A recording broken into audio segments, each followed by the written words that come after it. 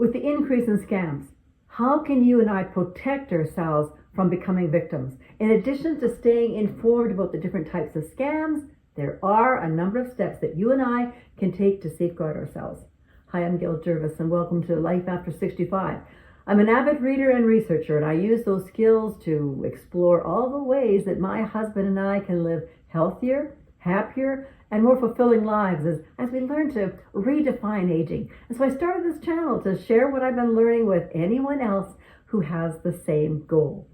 Now, there is so much concern about all these scams that an international team of researchers joined together 3 years ago to examine the scams worldwide. And as one of the researchers, Dr. Lusses, has said, due to the illicit and anonymous nature of their activities, cyber criminals cannot be easily accessed or reliably surveyed. They are actively hiding.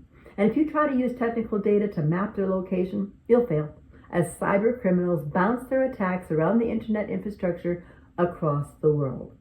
However, even though cyber criminals are getting more and more sophisticated, you and I can still do many things to protect ourselves from being scammed. Number one, how can you tell when you are on an authentic website or a fake website? Now, at one time, we were told to look closely at the website, see if it has any low quality visuals or odd layouts, but you know, the scammers' websites now are likely to look just as professional. However, check to see if the website provides a physical address and a working phone number in the contact sections. Also, return and shipping policies should be clear and easy to understand. Now, as you continue to look at the website, look at the domain name. Fake websites trick people by using a domain name that is so close to the store or organization's domain name. But you might notice that 2 letters are swapped or it's just slightly misspelled. You hadn't looked closely. Oh, wow. And besides that, do a search for reviews and potential scams. And you could even type the website name along with the word scam or to get some reviews. But pay attention to the reviews also, because if they sound generic, if they sound unnatural, they are fakes. Now, how can you decide whether you received an email from a scammer? Just like a website, you might see a slight variation in the authentic email address. Because scammers are getting more sophisticated, this next tip actually isn't foolproof. At one time, scammers would use vague greetings like dear customer or dear user, but now they've probably got your name. Now, to determine then if you have received an authentic email, here's the tip. Hover over the link from sender and it will reveal their email address. And remember that scammers often send you an urgent issue that something is wrong with your account or you need to act immediately. You might get an impending penalty. Pay attention to the types of phrasings that you're reading. I mean, legitimate companies will not ask for sensitive information like passwords, credit card details, or social security numbers via email. Most scam emails will contain a download link or a link to another website. Do not click on it. Clicking on that link might automatically download a malicious file that could infect your computer, or it could lead you to a legitimate looking website where you're asked to provide confidential information.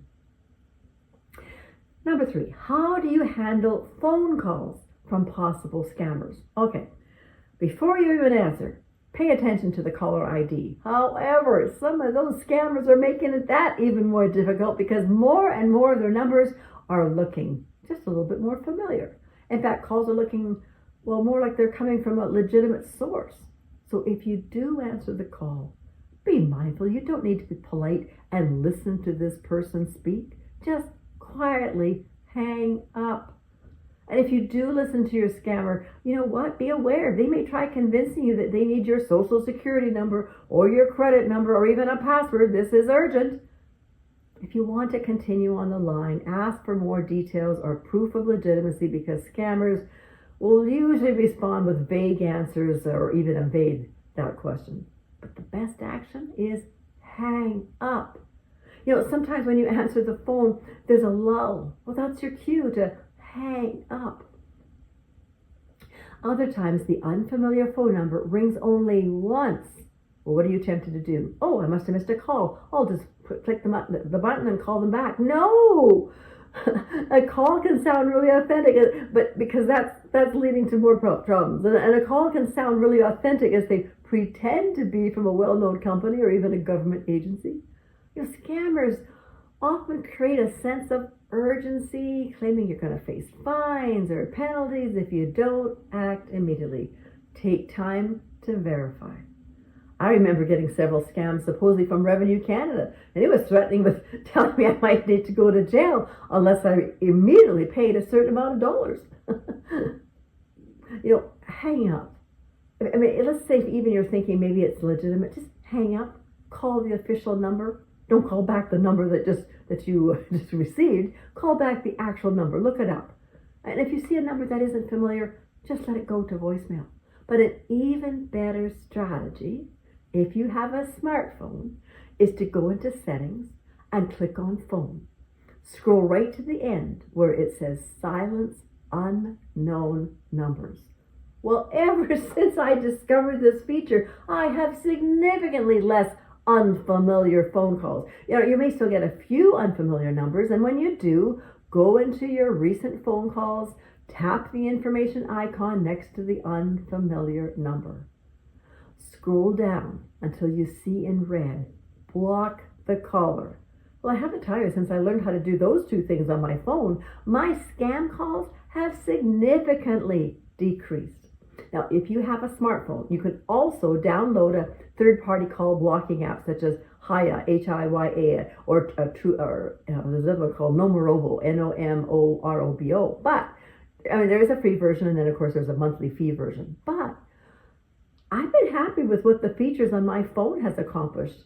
By the way, don't ignore any of your phone updates, because often these updates could be updating the latest security features that help block spam from your calls. And by the way, if you're enjoying this episode, please consider subscribing to this channel. If you do, please leave a comment below that you have subscribed so that I can thank you. I am grateful. Now, number 4, contact National Do Not Call so that you no longer receive unsolicited calls from legitimate telemarketing calls. You're saying, why? That's not a scammer, is it? No. But besides the fact that some of us just find them annoying, when we no longer receive those kinds of calls, guess what it does? It's easier to identify the scam calls. Now, if you live in the United States, register with the National Do Not Call Registry. Canada also has a National Do Not Call list. Now, note that it can take up to 31 days for telemarketing calls to stop. But even though this service takes you off the list of telemarketers, you'll still receive calls from registered charities, political parties, organizations with which you have an existing business relationship. I'll leave the links in the comments below. But since I have been doing this, I seldom get a scammer now on my phone. So also report scam calls. Report any suspicious or scam calls to the Federal Trade Commission or your local consumer protection agency, because this can help authorities track and shut down scam operations, or at least it can at least potentially prevent others from being victimized. Now, how do I protect myself from scammers when they come to my door? Okay, so first of all, I should list probably a few common approaches that you might receive at the door. They offer to perform repairs or maintenance. You might need some roofing or some yard work, but they're giving you a great deal, an unusually low price. But then they may ask for payment up front and either do a substandard job or disappear without doing the work. Or someone pretends to be from a utility company, water, electricity, gas, claiming there's an issue with your service. Again, they might ask for immediate payment or access to your home for fake inspections. Scammers may pose as representatives of a charity and ask for donations, especially after natural disasters or around holidays, without any actual affiliation with the cause. Another scam are people pretending to be government officials, and they tell you that, well, they are conducting a survey or an inspection. They're asking for personal information like your social insurance number or your bank details. During elections, scammers may come into your door asking for donations for political parties.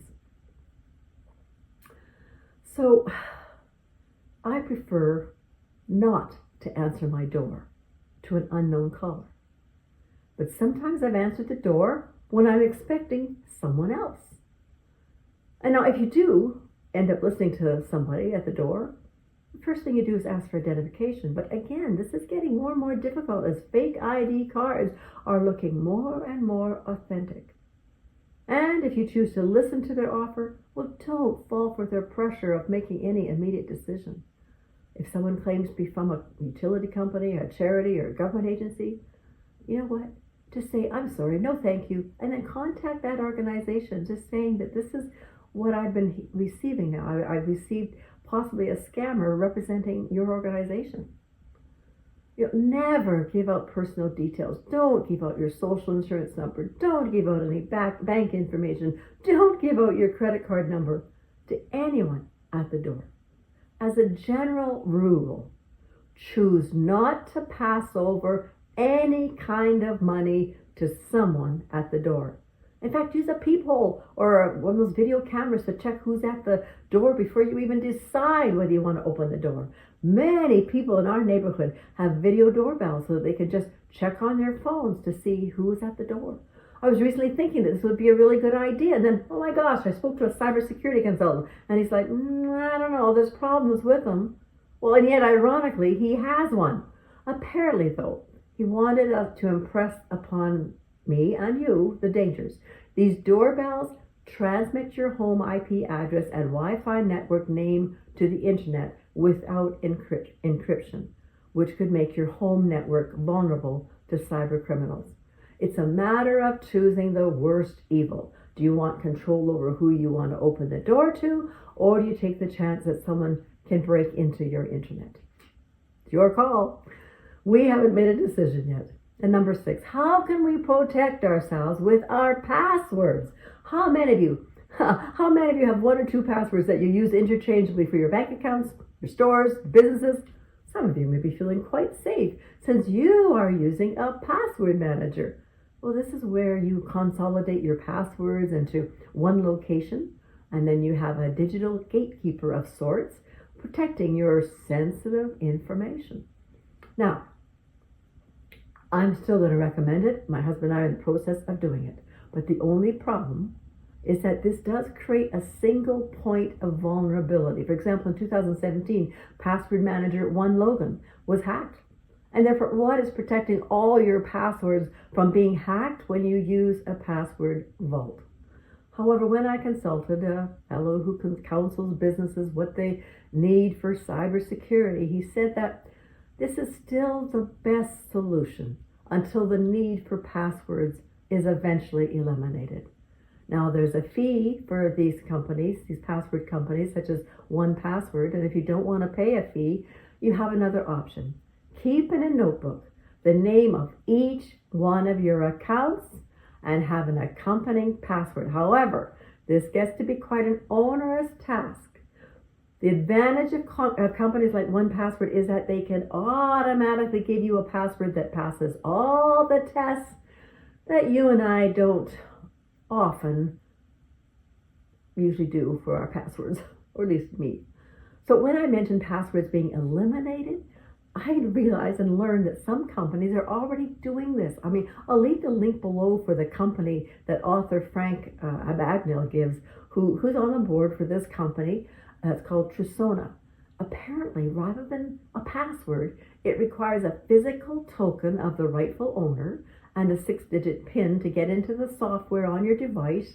And then you have to swipe your ID like a license. Now, I can't say I really totally understand this recent development, but it did tell me that it will be just a matter of time when we eliminate using passwords because there is no foolproof way to protect ourselves with passwords. But in the meantime, We are recommended to use a password manager for better passwords for each account you have. That's the tricky part if you start to make your own. Now, as I said, we've decided to, but hang on. If you decide that that's not a possibility for you, you don't want to pay the cost, you don't want to be bothered, well, then you need to sit down and create your own passwords that pass the test.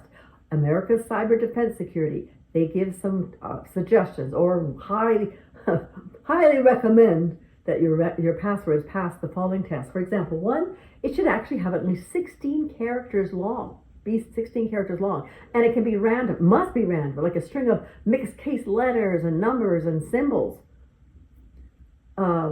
Then you can, the key thing is the password also must look distinctly different from each one of your other passwords, so that if you get one compromised, it won't compromise anything else. Don't use information that's publicly associated with you, such as using your date of birth or your mother's maiden name or even the name of the dog. And I'm embarrassed to say that I have used my first dog. I thought, well, how would they know my childhood name? But it's my childhood dog's name. But it's still not recommended. And ironically enough, when I had even suggest a PIN number, wasn't PIN number, I thought I was being so clever typing out this number. I used an old address that we lived in a long time ago. But then my husband and I looked at it, oh, those numbers are actually my birth date also. So we had to quickly change that password. Pay attention to what you use. For example, include uppercase and lowercase alphabetic characters, but also include numbers and include special symbols. And as I mentioned, each one of your passwords are supposed to be significantly different from previous passwords. Now, this organization actually says you can even use passphrases, which is a longer string of words or phrases that hopefully are easier for you to remember, but hard for others to guess. They gave the example of green sky with the and sign, mountain 2024. By the way, did you know that 1 in 3 smartphone users don't have a password to open their phone? Make sure you aren't that person. And by the way, the author, Frank Abagnale, of Scam Me If You Can, that's his book, is one of the most respected authorities on the subjects of fraud, forgery, and cybersecurity, because years earlier, he was considered the master con artist. In fact, a movie was made of him years ago based on all of the crazy cons. He assumed such roles as pilot, doctor, attorney, all ways and strategies to make money.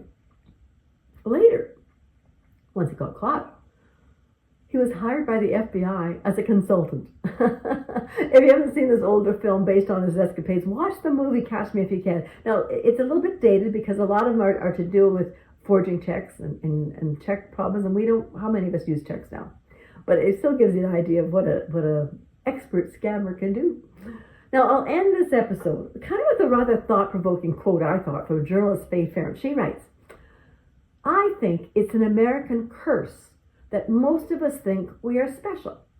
Everyone believes themselves to be superior to the majority of the population in some way. Sometimes it's their looks, other times their perceived sex appeal, often in obvious defiance of their looks. And other times it's their real or imagined talent for acting, writing, painting, or banging on the drums. And because people are so susceptible to flattery, there exists an entire industry made up of scam artists whose sole goal is to fleece the flatterable. Well, if you enjoyed this episode, make sure to check out the video on the screen for more great content, and please click the like button, and I'd love to read some of your comments about scamming and how to protect yourself from scamming, and even this journalist comment.